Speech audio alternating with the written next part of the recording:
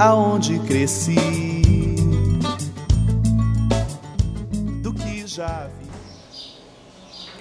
Estamos aqui na Biblioteca Municipal Antônio Torres, em Sátiro Dias, onde hoje entrevistaremos a escritora Cristiana Alves, que recentemente lançou o livro de contos Sabor de uma Lembrança e irá nos falar um pouco a respeito da sua trajetória, de suas obras. Olá, Cris.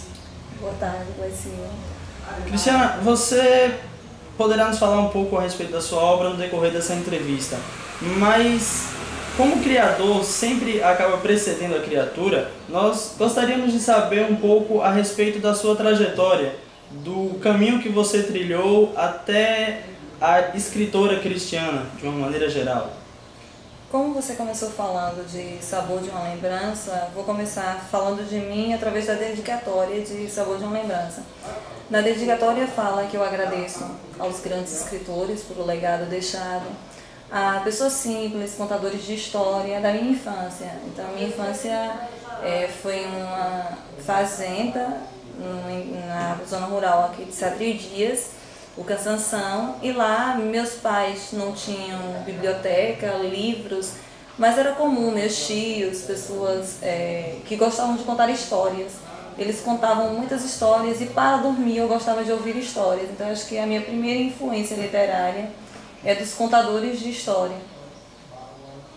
Depois disso, aos 7 anos eu vim morar na zona urbana para vir para a escola. É uma coisa muito comum aqui em Sátiro Dias, a questão da rua. Vamos para a rua, desde Antônio Torres, que o pessoal está vindo para a rua em busca de educação, porque a maior parte são pessoas que tem uma vida meio rural. Eu também fui assim, meus primeiros 7 anos foram na zona rural. Ao vir para a escola, eu tive contato primeiro com o mundo de alfabeto, essas coisas normais. No primário eu não lia muito literatura obrigada na escola. Não era uma coisa que você tinha que fazer no colégio. No ensino fundamental eu comecei a ter contato com a literatura, mas no ensino médio eu me apaixonei por a literatura, isso se deve a alguns professores, professor Gilvan, em Itapiramutá, aqui em Sátiro Dias, professora Marosa, e na universidade eu me apaixonei por completo por literatura.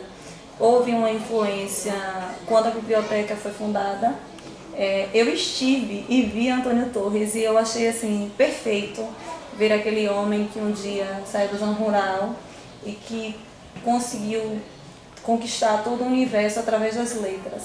Quando criança, meu ídolo era Pedro Bial. Para mim, ele era o homem mais inteligente que existia.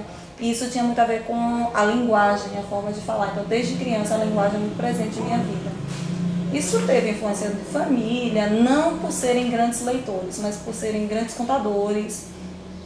Meu avô, quando criança, ele dizia assim, essa menina é destinada de saída, porque quando as pessoas contavam, eu prestava muita atenção. Então, talvez o conto venha daí. Agora, uma pergunta um tanto atropelada depois de você ter falado a respeito do que te levou à literatura. No seu primeiro impulso, ao começar a estudar, era de ser realmente escritora ou houve em algum momento uma outra profissão, um outro interesse? Quando criança, minha paixão profissional era Pedro Bial, então eu queria ser repórter. Eu queria ser repórter de guerra, porque eu adorava ver aqueles países e tudo que era denunciado através de reportagens. Aí na 4ª série minha professora disse que eu não faria muito sucesso como escritora, porque eu não escrevia bem, eu era melhor em matemática. Daí pra frente inverteu, eu comecei a melhorar cada vez mais na escrita, eu fui investindo nisso. Não sou horrível em matemática, mas não me dedico. No quebra-cabeças daquela emoção que um dia perdi. Flor, minha vida tá despetalada sem teu amor.